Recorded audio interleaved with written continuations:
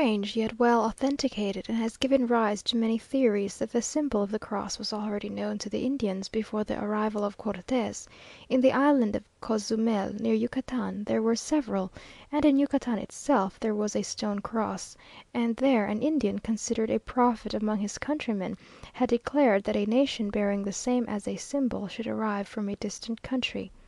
More extraordinary still was a temple dedicated to the Holy Cross by the Toltec nation in the city of Cholula.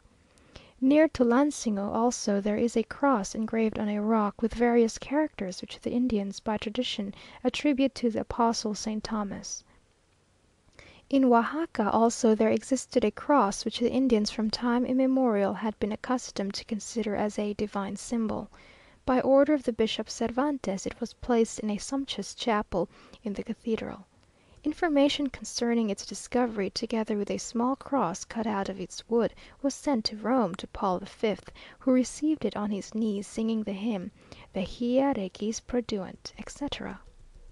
If any one wishes to try the effect of strong contrast, let him come direct from the United States to this country, but it is in the villages especially that the contrast is more striking. Travelling in New England, for example, we arrive at a small and flourishing village. We see four new churches, proclaiming four different sects, religions suited to all customers. These wooden churches or meeting houses are all new, all painted white, or perhaps a bright red. Hard by is a tavern with a green paling, as clean and as new as the churches, and there are also various smart stores and neat dwelling houses, all new, all wooden, all clean, and all ornamented with slight Grecian pillars. The whole has a cheerful, trim, and flourishing aspect. Houses, churches, stores, and taverns, all are of a piece.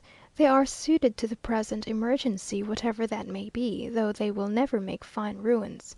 Everything proclaims prosperity, equality, consistency, the past forgotten, the present all in all, and the future taking care of itself. No delicate attentions to posterity, who can never pay its debts. No beggars. If a man has even a hole in his coat, he must be lately from the Emerald Isle. Transport yourself in imagination from this New England village to that of , it matters not which, not far from Mexico. Look on this picture and on that. The Indian huts with their half naked inmates, and little gardens full of flowers, the huts themselves either built of clay, or the half ruined beaux restes of some stone building. At a little distance an hacienda, like a deserted palace built of solid masonry, with its inner patio surrounded by thick stone pillars, with great walls and iron barred windows that might stand a siege. Here a ruined arch and cross so solidly built, that one cannot but wonder how the stones ever crumbled away. There, rising in the midst of old faithful looking trees, the church, gray and ancient, but strong as if designed for eternity, with its saints and virgins and martyrs and relics, its gold and silver and precious stones, whose value would buy up all the spare lots in the New England village. The lépero, with scarce a rag to cover him, kneeling on that marble pavement. Leave the enclosure of the church, observe the stone wall that bounds the road for more than a mile, the fruit trees overtopping it, high though it be, with their loaded branches. This is the convent orchard. And that great Gothic pile of building that stands in hoary majesty, surmounted by the lofty mountains, whose cloud enveloped summits, tinged by the evening sun, rise behind it. What could so noble a building be but the monastery, perhaps of the Carmelites, because of its exceeding rich garden, and well chosen site, for they of all monks are richest in this world's goods. Also we may see the reverend old prior riding slowly from under the arched gate up the village lanes, the Indians coming from their huts to do him lowly reverence as he passes. Here everything reminds us of the past, of the conquering Spaniards who seemed to build for eternity, impressing each work with their own solid, grave, and religious character; of the triumphs of Catholicism, and of the Indians when Cortes first startled them from their repose, and stood before them like the fulfillment of a half forgotten prophecy. It is the present that seems like a dream, a pale reflection of the past.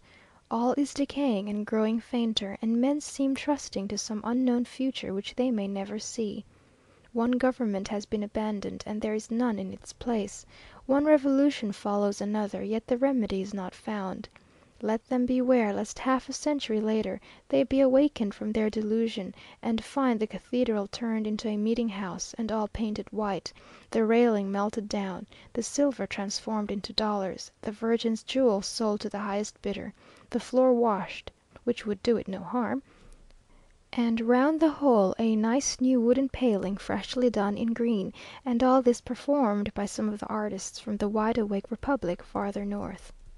Just as I wrote these words, a shower of crackers startled me from the profane ideas in which I was indulging, and the prancing of the horses of Jews and Pharisees, and the crackling of bonfires, warn me that it is time to take an evening stroll, that the sun is down and the air refreshing. However, as to crackers and rockets, the common people enjoy them by day as much as by night. It is their favourite method of commemorating any event, evil or religious. "What do you suppose the Mexicans will be doing now?" said King Ferdinand to a Mexican who was at the Spanish court shortly after the final success of the revolutionists. "Letting off rockets, your Majesty," answered the Mexican. "Well, I wonder what they are doing now in Mexico," said the King in the afternoon.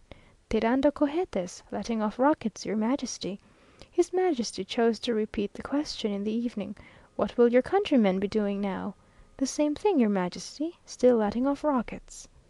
Yesterday we drove into Mexico to see how matters stood in our house, and received a number of visitors in our deserted apartments. Just before we left Mexico for this place, three very magnificent aides de camp brought us an invitation from General Valencia to attend a ball to be given by him and other officers in the theatre, to the president, on the occasion of his excellency's being declared Benemérito de la Patria. We did not go, as we were setting off for the country, but C n being requested, as were the other Ministers, to send the colours of his nation, did so, and today there is much talk in Mexico, besides a paragraph in the newspapers, connected with these matters. It appears that the drapeaux, whether by accident or design, were improperly placed, and these faults in etiquette are not uncommon here. The English Minister having observed that his drapeau was placed in a subordinate rank, and finding that his warnings beforehand on the subject, and his representations on seeing it were neglected, cut it down and left the ballroom, followed by all the English who were there. Letter the 38th.